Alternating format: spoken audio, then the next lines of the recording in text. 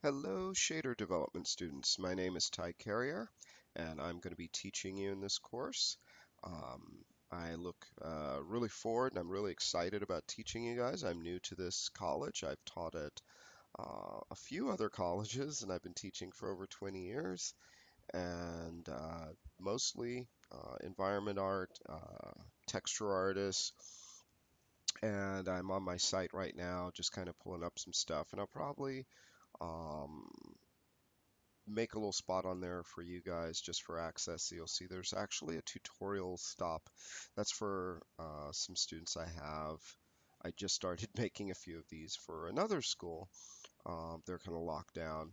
Uh, and I will give you guys the password so you can see some of my student work, the work that my students have done at some of the other colleges. So, um, we are going to be working on shaders and materials, and I'd like to get to know you guys better. I'd like to know how far have you gone in Maya and Mudbox, and of course Unreal, which is what we're going to be working in. Um, what do you like? We're going to be focusing mostly on materials and shaders and talking about those and making different ones that can control different things and look different ways. And I'll be giving you lots of resources that you can pull from. So I'd like to see. So just remember to communicate with me. We have a lot to go over, but if it looks like, wow, you guys already know this section, we can jump to something else, or I can modify things a little bit. If it looks like there's a gap that's missing, like how far have you gone with lighting inside of the game engine? Then this is something that we may need to take a little bit of time, and I can make one or two extra little quick video tutorials, which is the primary way I'm going to be giving you guys stuff, is looking through some of the video tutorials. And you can kind of see that little guy was in Mudbox or was created in Mudbox. And then I textured him and then put him into Unreal.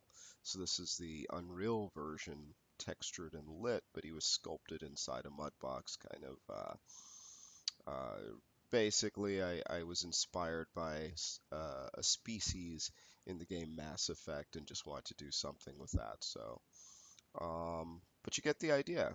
And so we're not going to focus too much specifically. I do want to go over at some point skin shaders because you guys might be making some characters and stuff. So it's going to be a packed class, but we're going to try and squeeze in as much as we can and fill any holes that look like they may be missing when it comes to materials or maybe lighting, to kind of see how far we can go.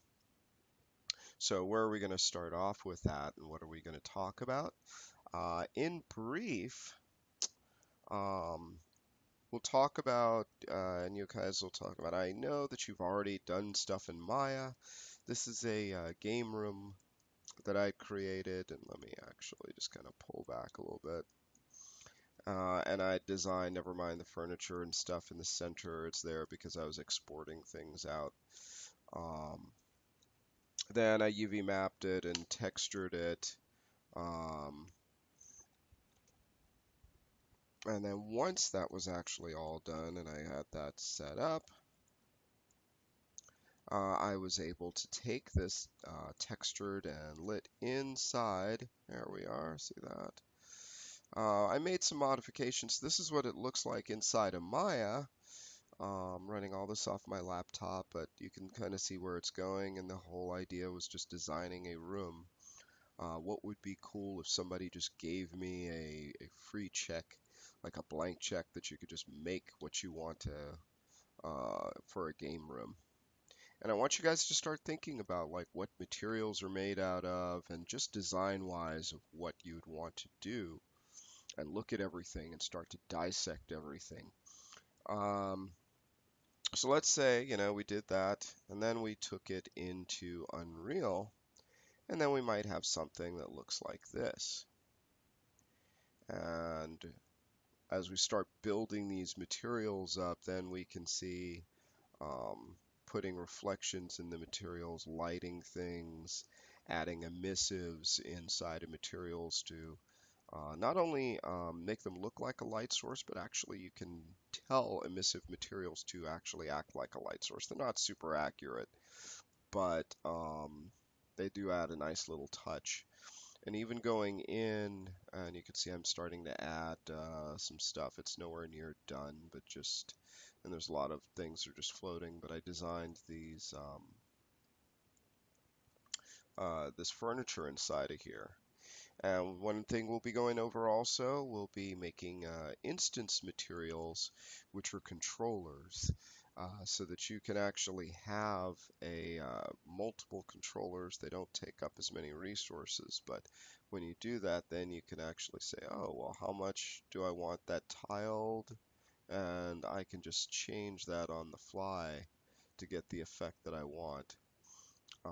And then have all sorts of things that if I did want to change different things like the roughness of a material, how reflective it is, and things like that, or how shiny it is, and how much light it absorbs. So we'll be going over all these things, these nice little controllers that you'll have a lot of power with. Making materials look like metal, plastic, translucency, subsurface scattering, and a lot of these terms that might be new to you that just sound like I'm speaking some sort of strange alien language you will know by the end of this course. So let's get started.